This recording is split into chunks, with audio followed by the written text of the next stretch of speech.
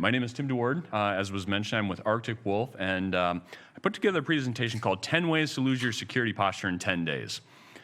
These are things that you could be doing, or in some cases not doing, that can compromise your security posture. Now, the likelihood of all these actually happening in a single 10-day series is pretty unlikely, but it makes for a great presentation title, right? So we're going to dive into some of these. I'm standing in front of the screen. Can I be heard if I stand over here?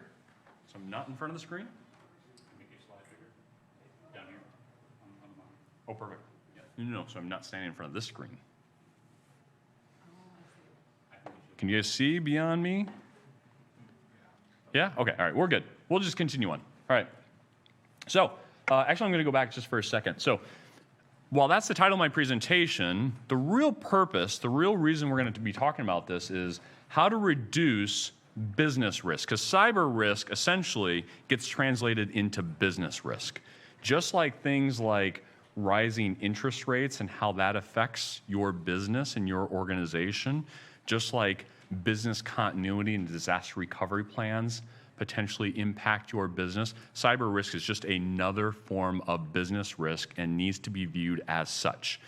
What I really mean by that is you can do all the things in the world. You may not need to do everything that needs to happen, or that could happen, when it comes to cybersecurity. You can continue to button things up and batten the hatches and things of that nature, and it may be overkill for what your business, your organization actually requires. So there needs to be this balance between what do we need to do to protect our business from cybersecurity threats, and then what is actually tolerable.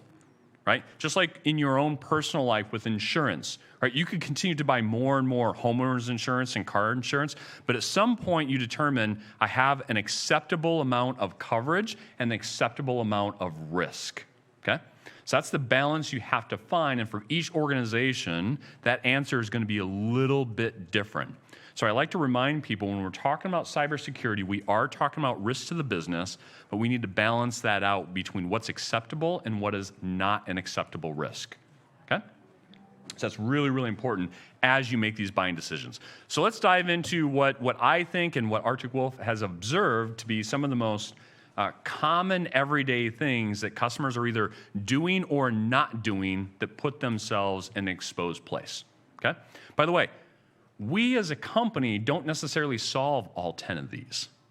We solve a number of these things that we're going to talk about here this afternoon, but we don't do all these things. There are other companies in this room next door that solve some of the things that we're going to talk about that we actually don't solve, and I'll point a few of those out too as we go. So the very first thing is not having balanced investments between people, process, and technology. The common mistake that we see a lot of customers taking is they go heavily into technology. They go out and they buy a tool, they buy a product, they buy a service from a company, and then they put it in, they expect, okay, now I'm protected, right? The reality is to have a good security posture, you're gonna balance out tools or technology. You're gonna balance that out with having the right people with the right knowledge and retaining those people. And of course, you're going to have processes or operations around that to make those people and those tools really effective at what they do. If this gets out of balance or out of skew, chances are you're setting yourself up for an exposure or a potential failure.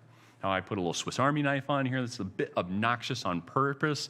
This is really to highlight the fact that, again, a lot of our customers tend to take a very tools or product-oriented approach. I bought this product, I installed it, I'm protected, I'm good. You guys have seen in the news all the cybersecurity incidences that have happened over the last couple of years. I don't need to tell you any more about those. You guys know just as much as I do about some of those things. What is really interesting, though, about a lot of those is in many of those cases, they had all the tools and the products that they needed to prevent it from happening in the first place. The challenge was they got the process and the people out of balance with the tools. That was the net result. They had all the tools, and in many cases, they actually had the alert saying that this breach was happening, and they missed it. They didn't have the right number of people or the right processes in place to catch it. Which actually leads me into the second point, which is too many alerts. So, I'll tell you a story. talked to a customer not that long ago. Actually, it was one of my SEs that works for me talked to a customer not that long ago. And they were physically on site with this individual. And he said, yeah, one of the first things I do in the morning is I go into all these tools. I have all these alerts, thousands of alerts from overnight, from when I left work yesterday. And they're too many. I can't get through them all. So the first thing I do is I clear them all out, get everything clear, and I start from zero, and I start monitoring from that point till about 5 p.m. when I leave. So many alerts, this individual didn't even know what to do with them all, right? Had alert fatigue, as we call it. In this case, he was literally deleting the alerts and starting over from scratch every single day. So essentially, they had monitoring from 8 a.m. to 5 p.m. or whenever this individual worked 5 days a week, even though they had the tools to catch things. They were basically letting things slip by. Now, the vast majority of that's probably okay to let it slip by, but they weren't monitoring properly. Right? So going back to my first point, a lot of the breaches and incidences that have happened in the last couple of years, customers had the tooling. Those organizations had the tooling, and in many cases, they had the alerts to identify them. They just didn't see them. They didn't catch them because they didn't have the right people and process in place. Can you make the monitor full screen? Get rid of the speaker notes. I don't need the speaker notes. Thank you. All right. Thank you very much. All right. Third, losing a security team member. Now, by show of hands, in the room, who has a security analyst on staff? Or someone who is full-time dedicated to security on staff? One. All right. I was expecting a few more, but it doesn't really matter. Still highlights a key point, and that is the vast majority of you guys don't have security expertise in-house, or at least you don't have a full-time person. Even if you do have a full-time person, the biggest challenge you're going to have is keeping and retaining that person, right? You're nodding your head, yes, exactly. You are that guy. Yeah. Oh, you're in a great position then. This is awesome. So let me give you a little more information to help you out. Now, this will be good information for you, potentially bad information for everybody else, especially if they have someone like you on staff. By the end of next year, there will be close to 4 million security analyst positions open worldwide. There will be just shy of 2 million people, qualified people, in those roles to fill those roles. Quick, easy math. How big's the gap? No, you're not even. How big's the gap? It's 2 million people, right? Roughly. There is a bigger and bigger gap that's coming. Now, some people are predicting off in the future that gap eventually will close, and it will, of course, right? Classic supply and demand. But the point is, for a long period of time, there's going to be a massive gap between the actual need in terms of expertise and the people that are available to actually do the work. You're in a great position, by the way, right? That's why keeping security analysts, even if you have one, keeping somebody who has that knowledge is becoming increasingly difficult because they have so many opportunities of places they could go work, right? So losing somebody, even if you have somebody, becomes really, really important and critical, right? So somebody walking out the door is definitely a potential challenge. All right, let's move on. Let's say you have all the tools in place, you have the people in place, you have the processes in place, and all these types of things that we've been talking about. The next area that we see an issue with is people don't actually have a containment plan. And what does that mean? Let's say somebody actually has breached your environment or a hacker has actually gotten into your environment. And let's say you have the tools to detect it. Great. Okay, now what? And the classic old analogy, dog chasing his tail or chasing a car, wouldn't know what to do if he caught it, right? In this case, you caught an intruder. Do you even know what you're going to do? Do you have a containment plan? Have you done tabletop exercises to say, if this happens in this situation, we're going to respond by doing this? Most organizations don't have good containment plans in place. So if they caught an intruder in their network, they're not even quite sure what to do anyway. Have a containment plan in place. Now, can you come up with a containment plan for every possible scenario? No, not at all. The threats are evolving every single day, right? An intruder comes in one way today and a different way tomorrow, right? So you're not gonna be able to plan for everything, but you need to have a plan for the basic things. If we find an intruder in this part of the network, in this domain, this is how we're gonna respond to it, okay? whether you are using services like ours or other tools that actually do containment, there's a business question in here as well. To what extent do we contain? These are real situations. This is a real situation I'm going to give you right now that customers we've seen over the last couple of years have to deal with, which is there's an intruder in our environment. We just found out it's so widespread, we think our only option is to literally shut down every single server and halt business. Either because it's that widespread or it's spreading that quickly. You need to have a decision process in place ahead of time with your leaders to say, if we're in that situation, what are we going to do in that moment? Are we literally going to shut everything down? Because that might be the choice you have to make. Talk through those things before you're in that situation and you only have 5 minutes to make a decision. We actually had a customer in Texas, this is about 1.5 years ago, in which an intruder got in the environment, started to deploy ransomware, started encrypting the servers. And they were using our services, and we immediately called the customer and said, this is what we found, this is what you need to do to remediate it, you need to shut these things down, reimage them, et cetera. And the customer said, we're not going to do that. We're going to actually let it spread. They said, the cost of rebuilding and reimaging in their particular situation with this particular application, this application subnet, or this network subnet, we are okay with having to reimage everything, and we will do it at 5:01 p.m., but we can't shut everything down before 5 o'clock p.m. We're not going to incur that business loss. And so they knew ahead of time, they had a plan ahead of time. The ransomware spread throughout that environment, but it stayed contained within that network segment. At 5:01, they started reimaging servers, and by the next morning, they were back up and running again. But they had a plan, and they knew exactly how they were going to respond to that in the moment, which is very interesting. So think about that. Talk about that with your business leaders. What do we do in this situation? Okay, moving on. Don't have a recovery plan, remediation plan, right? So we're getting progressively worse here. Someone's in the environment. You were unable to contain it, right? Now, full-scale disaster, right? Which is the worst possible case disaster, or scenario, excuse me. What do you do in that situation? How am I going to recover? The recommendation here, quite frankly, is have a disaster recovery plan in place. Now, I mentioned earlier that there are some things on this list that we do as a company. There are some things on this list that we don't do as a company. This one's a really good example. We don't do disaster recovery. We don't do data replication from one data center to another. We don't do the recovery. That's not the business that we're in. There are vendors in that room that do it. I was having a conversation last night with a gentleman from Tintree. Tintree is here. That is exactly what they do, right?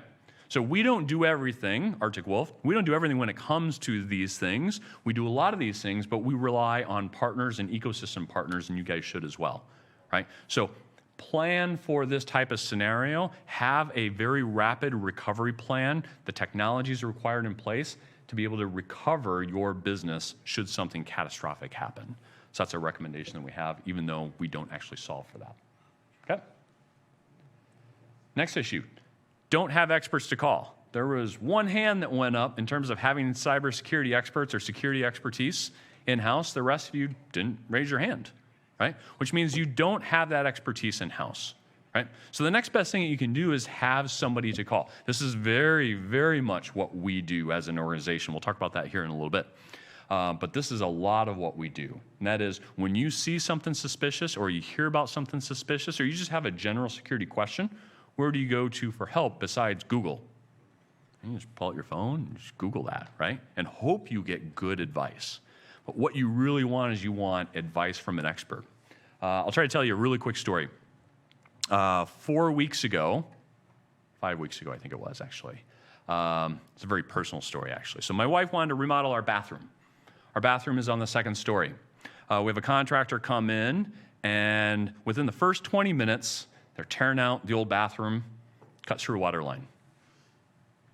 Water, so directly below our bathroom is our living room table, and there was water running through the light down onto the table. Disaster. It was a disaster. Get the water leak taken care of, stopped, water's in the wall. It's bad, right? The contractor comes in, I get home from work, my wife is, going crazy. I get home, contractor stops by, and he goes, here's what I would do to fix it. And my first question to him is, how many times have you repaired water damage? He said 0. I said, I want to talk to an expert in water damage. I appreciate your opinion. I appreciate your advice. I don't value it because you're not an expert in this area. In that moment of need, I wanted a security expert, someone who'd actually done water damage restoration before. And that's what I did. I called in somebody who actually did water damage, and he gave advice that was similar to what the first contractor had said, but in some ways it was also quite different as well. And so obviously that's what we went with. In your moment of need, when you're dealing with a cybersecurity issue, you want experts, true experts in this space that you can call and get on the phone and say, what do? I don't know what to do, right? So have a plan for that. Again, that's squarely in the realm of what we do as a company. All right, here's another fun one, great topic. Lose insurance or getting denied. Who has cyber insurance? Raise your hand. Pretty much everybody. Who's gone through a renewal in the last year? Who has found that the requirements are more stringent than last year? All you guys. Anybody had a premium increase? They all went up. Anybody have coverage go down while their premium went up? Anybody get denied? Anybody get threatened to be denied if you didn't have certain things in place? Yeah, exactly. Let me guess, top of the list was multi-factor authentication? Absolutely. Depending on the insurance company, 24/7 monitoring is one of the next things. 24/7 managed detection and response. 100% what we do. That's the core of what we do, right? But this is an increasing business risk, and that is your premiums are going up, your coverage is going down, your requirements for coverage are increasing as well. We're seeing customers either getting denied insurance, their premiums are going up. I've heard everything from 20 to 30% increases to 4x increases in premiums, while coverage is staying the same or going down. Last year, insurance companies, cyber insurance companies, and cyber insurance plans paid out 80% of premiums that they took in. Now, if any of you guys are business majors or not, but that is a terrible business model. They basically made 20%. By the time you take their overhead and expenses, they essentially broke even or lost money. How many insurance companies out there are not for profit? 0. Yeah, exactly, right? They're in it to make money. So guess what they're going to do? They're going to ratchet down the requirements, and they're going to get a lot more stringent, right? So taking a look at things like 24/7 monitoring, if you're not doing that already, taking a look at things like multi-factor authentication, if you're not doing that already, probably will be a requirement very shortly, if it's not already, right? Keep that in mind. So talk to your insurance providers as you're taking different security steps. Get their advice, get their guidance as well. Part of an expert, talk to them. One of the things I mentioned to a lot of our customers or potential customers is if you're looking at our services, if you have our services in place, proactively call your insurance company and say, I got 24/7 monitoring in place. Will you give me a premium discount? Maybe on our next renewal, negotiate that with them because you're in a better security posture than, quite frankly, a lot of their other clients. All right.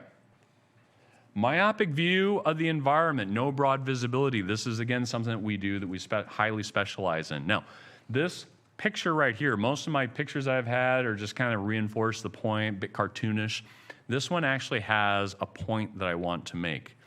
This pie chart is a summary. So we have roughly 3,000 customers that we monitor and manage any given day, 3,000 customers.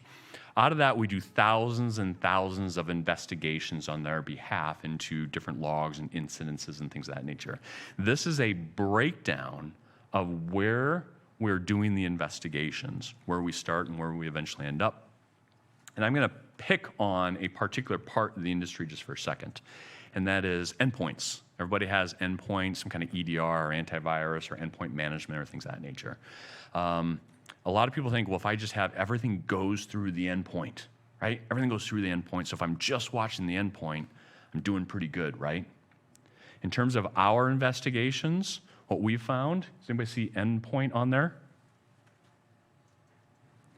It's 10% of the investigations that we do. So as we're tracking, looking for things, looking for anomalies, looking for intruders, just looking at the endpoint is about 10% of where we do our investigations, right? The point here is you shouldn't just be looking at endpoints. You shouldn't just be looking at firewalls. You shouldn't just be looking at email and email compromise and phishing campaigns. You shouldn't just be looking at Active Directory. You shouldn't just be looking on-premise or just in the cloud. The point is you should be looking at all of them holistically. Threats are constantly evolving and maturing over time, right? Hackers aren't coming in the same door every single time. Now, if it's wide open, yeah, they're going to keep walking through that door, right? But they're going to keep coming in, different types of attack, different attack surfaces, different attack vectors all the time. All right, almost to the end here. Treating security as a training or a certificate rather than behavior modification. All right, more interaction. Some of you already have heard me say this today if you stopped by our booth. So we're going to do some interaction. You got to raise your hand, so get your hand ready. How many of you have children? Okay, keep your hands up. How many of you were children? You don't have children and you never were a child. Oh, yeah. Oh, so raise your hand if you have children or you were a child. All right, perfect. Because otherwise, I was going to turn the microphone over to you because you probably have a really interesting story. And I want to hear that. I think the whole room wants. You can put your hands down, by the way. All right. Why do I bring that up? Okay. Imagine you were a child or you have a child of the age of roughly 7, 8, 9 years old. That child goes running out the front door, leaving the front door wide open, unlocked. Middle winter, middle summer, doesn't matter. Kids do it all the time. My question for you is, did you sit your child down in December and have a 4-hour training session on the value of closing and locking the front door and why they're letting the bugs in? And great, I'll see you again in next year. Here's your training certificate. You didn't do that. Why? Would it change their behavior? No, it wouldn't, right? Now, I'm not calling your coworkers and your employees children. However, what we have found is knowledge retention after a session, like a 4-hour training session at the end of every single year, or the beginning of every single year, 80% of that knowledge is lost within the first 30 days. Almost 100% is lost within like a month or two, right? So why are our training efforts not working, right? Your end goal is not to train them, it's to modify their behavior. We take a very different approach.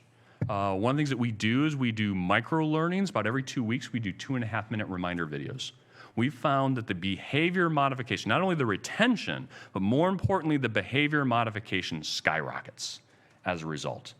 Think about how you're doing your training. Is it how people really learn and comprehend and understand? And short answer is it probably is not. Okay. Last but not least, there's no map for your security journey. Security is a journey. I hate to say it, there is a starting point, but there is no ending point. You're always going to be on this journey, possibly forever, right? But that doesn't mean you shouldn't have a plan or a destination or a plan that you're working towards. I hear a lot of customers say, well, if I just do this, that's better than nothing, right? Well, kinda. That's like saying, I have no clothes, but I'm at least going to put on socks on. It's better than nothing, right? That's kind of a weird analogy, but anyway. Right? It's better than nothing, right? Well, no, the plan is you should probably get proper coverage. Whether we're talking about security or clothing, right? You should probably have proper coverage. Right? So just simply doing one thing isn't necessarily enough. Have a plan. Make sure that the things that you are doing, if you can only, the reality is you can only implement so many technologies, so many processes at a time. You have to prioritize. You have budget constraints. You have to prioritize. But just throwing darts isn't going to be a good plan. Have an overall plan. Have a 3-year plan. Have a 2-year plan. Have a 5-year plan. And then be working towards that plan. That plan will change. It will evolve. Your attack surfaces and your threats will evolve over time, and your plan will change over time. That's great. There's nothing wrong with that. But have a plan. Right? A lot of discussion around having plans here. Okay. Let's move into, so these are a lot of things that we see our customers either doing or not doing. Haven't really talked about who we are and what we do, so I'm going to spend a few minutes now talking about Arctic Wolf and what we do at a really high level. Right? So we're not going to get super detailed and super technical. First and foremost, you guys know this. Threats going up. Last year was a record year. The previous year was a record year. This year is on track to be a record year in terms of threats, attacks, ransomware, et cetera. By the way, how often does a hack actually occur? Does anybody know? I just looked this up recently. Every 39 seconds. I've been talking for 25 minutes. Do the math on that just for a second. How many companies have been hacked just since we started this conversation right here? A lot. So threats are going up. Worse, attack surfaces, your attack surfaces are getting wider and broader. My guess is 5, 6 years ago, none of you or very few of you were in the cloud. Now you probably have applications, software as a service, right? So you have all the stuff in your data center that you still have to protect, and you have all the new things that have been added to your environment that you have to protect as well, right? The biggest growth, the attack surface hasn't necessarily grown, but leveraging this attack surface has grown quite substantially. Anybody know what the largest attack surface was last year? I'll give you a hint. Look around the room. It's people. By far, humans have become the biggest attack surface. Hackers are no longer hacking into your environment. They're simply logging into your environment. And they're doing it with stolen credentials. You and your employees, all of us, we're all part of the problem. Walking hackers right in the front door. At that point, you can't even really call them hackers. They're logging inners. They're criminals is what they are. They're criminals that are walking in, and sometimes your employees and your coworkers are walking them right in the front door or the back door. Doesn't matter. Largest attack surface in the last year. Confidence is obviously eroding as a result. So this is leading to what we talked about at the very beginning, business risk, okay? So the natural response is to build a security operations center. This is kind of the newest, biggest trend. Build operations around security, which we're a big fan of, and building a security operations center. Hopefully everybody knows what a security operations center is. I'm going to make that assumption. Now here's some fun and interesting information around a security operations center, okay? It takes a lot of time, people, and money. How much time, how many people, how much money does it take? Well, according to Gartner, the analyst, and by the way, I've verified these numbers with a couple of CISOs or ex-CISOs I've had conversations with over the last couple of months. In terms of time, it's going to take you a minimum of 1 year to build a SOC, minimum. It's going to cost you at least $1 million, and to do it and staff it properly will take you anywhere from 6 to 15 people at a minimum. Let that sink in for a little bit.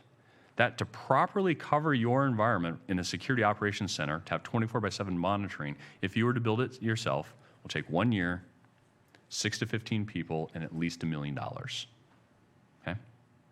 But you'll have a great operation as a result. The question is, how many of you can actually afford something like that?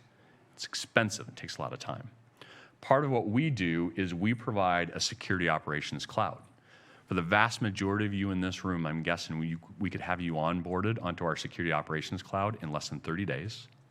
It would take approximately 10 man or woman hours to get you onboarded onto our platform over the course of that 30 days, and you would have a full 24/7 operations center, security operations center, up and running on your behalf, working for your company. And I'm going to take a stab here at something which is very, very dangerous for me to do, but I'm going to do it anyway, probably for at least 1/10 of the cost, if not less, than if you were to build it yourself.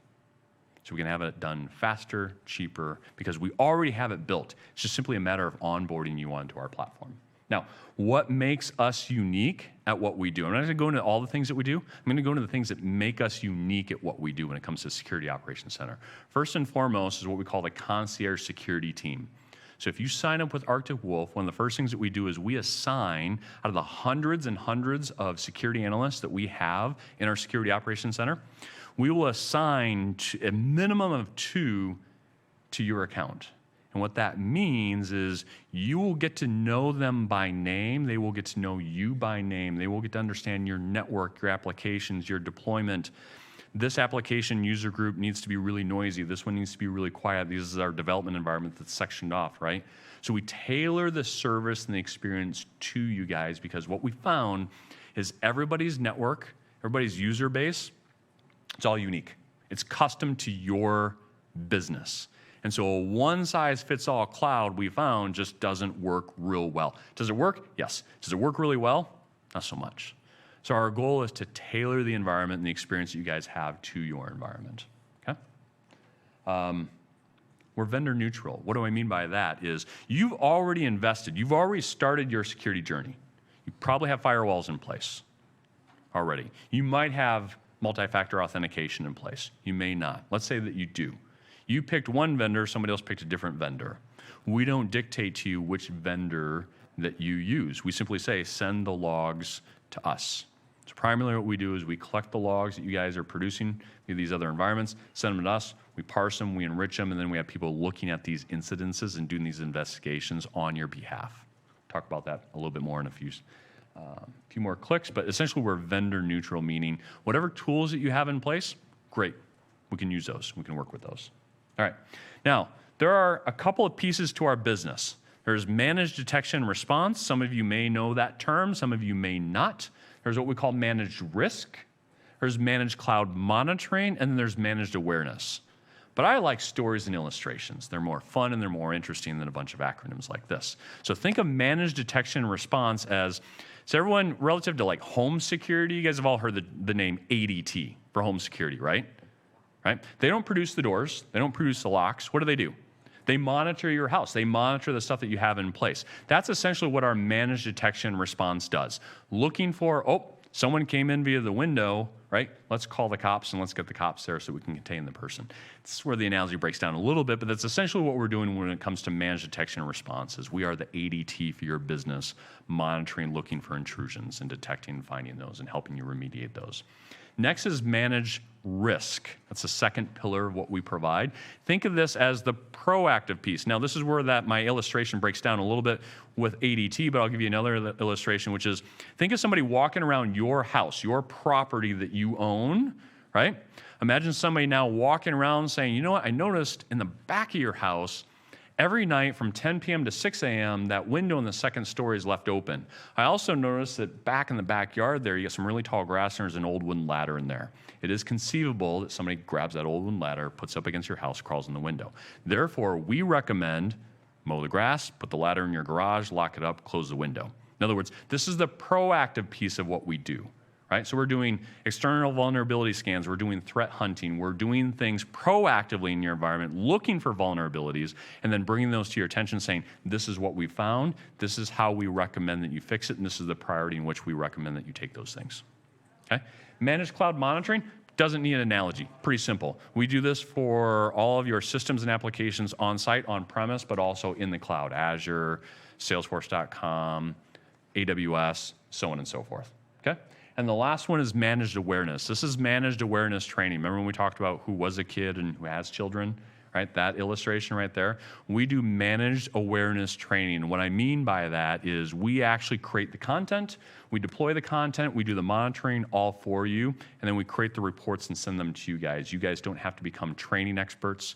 You don't have to become experts in phishing campaigns. We have all that expertise in-house, so we manage that for you. We simply deploy it for you, and like I said, we send you the reports on the success or failure based on your individual employees.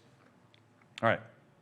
Simple, predictable pricing. We don't use obscure metrics like how many logs per second, how many events per second is your environment, some unknowable thing for building our pricing model. Our pricing is actually quite simple. It is fundamentally, it is how many users do you have? So think like in Active Directory, roughly how many users do you have? How many data centers or physical sites do you have? And how many servers do you have? All very knowable things. Very simple. That's the pricing as you renew each year. That's what the pricing is based on. So very, very simple. Next, I mentioned you should be, whether you like it or not, whether you actually have one or not, you're on a security journey. You might be meandering, you might have a destination in mind, but part of what we do is, like I said, we have a lot of expertise on staff, hundreds of security analysts that are SAN certified and all that kind of fun stuff, right? Part of what we're going to do as part of that concierge that you see in the top left-hand side is as we get to know you guys in your environment, we're going to help guide you on that security journey. You might have a very specific destination that you want to get to. We'll help you get there. right? NIST certifications, CIS controls, CMMC. You might say, these are some of the things, these are the frameworks or the compliance things that I want to get to. Great, we'll walk you through that process and help you build that roadmap. Sometimes you may not have any idea where your destination should be, and you want to rely on us. That's what we do as well. We can say, great, here's your starting point. These are the things that we think that you should do in the next couple of months, in the next couple of years as well. So we help you build a security journey if you don't have one in place. If you have one in place, we help guide you through that process as well. All right. Out of your security logs, out of all the tools that you have that are generating all kinds of information, chances are, I'm going to kind of average out the room here. You guys are probably seeing what we call observations, close to 1 million, depending on the size of your organization, but you're probably generating anywhere from 500,000 to 1 million log entries or observations every single week. So the real question is, as we kind of talked about at the beginning, do you have the expertise and the time to go look through all that? The answer is no, right? That's why we exist, okay? Our goal is to take those millions of log entries and reduce them down to investigations. These are investigations where our security analysts are now taking the various logs and figure out, is this a real threat? Is this not a real threat? Is this something that requires action or not? If so, what is the action? And then from there, we reach out to you, and the idea is to give you 1 or 2 real actionable items that you have to do every single week, as opposed to having to sift through the millions and millions of log entries. That's what we do. We boil it all the way down to just 1 or 2 things per week on average. For some customers, it's a little bit more. Some customers, it's a little bit less. But the point is, it's a very, very manageable number of things. A lot of these things, once we do come to you with these 1 or 2 actions per week, they're things that take anywhere from 10 to 15, sometimes 10 to 15 minutes, excuse me, maybe up to an hour for you to do an action on, right? And it's backed up with evidence, the log sources, why we found what we found, where we found what we found, and why it's relevant, why it's important to the extent that you want to know all that information. Okay? Our goal, obviously, is to drive up your protection, your resilience, and all the while providing you guidance in the process. Ultimately, as a result, what's going to happen is your risk is going to go down. Now, we back all of this up. Now, in the bottom left-hand side, you see the different, this side right over here, you see the different services that we offer. If you buy you can just buy our managed detection and response service. You can just buy our managed risk, that's the proactive piece. You can just buy our managed awareness, which is the security training. If you buy 2 of the 3, we back up our services with a $500,000 service assurance guarantee or warranty. If you buy 3 of the 3 services, it's $1 million. In other words, we are putting our money where our mouth is. We're saying if you use Arctic Wolf to protect your systems and something happens while we're on watch, we will pay up to $1 million to make it right. If that means bringing in an incident response team, you choose the incident response team, we'll write the check. You have some loss to your business, we'll write the check, right? In other words, we're going to make good on something if we actually mess up and make a mistake, if we're monitoring your systems, right? So it's a statement of confidence, essentially, that we're going to be good, we're going to make you whole, if something goes wrong. Again, all this is focused on ultimately driving down cyber risk, which in turn drives down business risk. Bring it back to the very beginning of the conversation. All right. So in summary, this is my last slide. In summary, our goal is to, again, just to help you guys drive down security risk. That's what we're all about. In fact, our goal, our lofty mission statement is actually to end cybersecurity risk. It's a very lofty goal. Now, that doesn't mean intrusions go away, that hackers cease to exist. It just means that the risk associated with those things essentially comes down to 0. That is our corporate mission statement, and that is actually what we're working on every single day. Will we ever achieve it? I don't know, to be honest, but that's our goal and our mission, what we're working towards, and working towards on your behalf as well. So with that, that's my presentation. We could do some Q&A if there are any questions from the audience. I think we have 5 minutes left, 4 minutes, 6 minutes, something like that. Cool. If not, we can break as well, but I'll stay here for a little bit if anybody wants to ask a question. I was just going to ask, we can obviously work with you directly, or you will work with the Network Center team who works with us if we have Absolutely. errors. Okay. Yep. We transact all of our business through partners like Network Center. Absolutely. So we don't, you can work with us direct. We will not transact business direct, though. Does that make sense? Yep. Okay. And we use your Yes, absolutely. testimonial. Yeah. Any customers in the room? 1, 2, 3, 4. Interesting. Hopefully, what I said was true. Yeah. Mostly. Interesting. All right. I'm cool with that. Hey, I'll be the first to admit there's no perfect product, there's no perfect company. And I will not stand here and claim that we are perfect in every single way. That would be false. And any other vendor that claims that they're perfect, run. Run. I've said that for years, for decades, quite frankly, actually, and I'll continue to say it. There is no perfect product, there is no perfect company. But we certainly try hard. Thank you for the endorsement, I appreciate it. So, any other questions? No? Otherwise, I will wish you all luck on your security journey. Thanks for coming.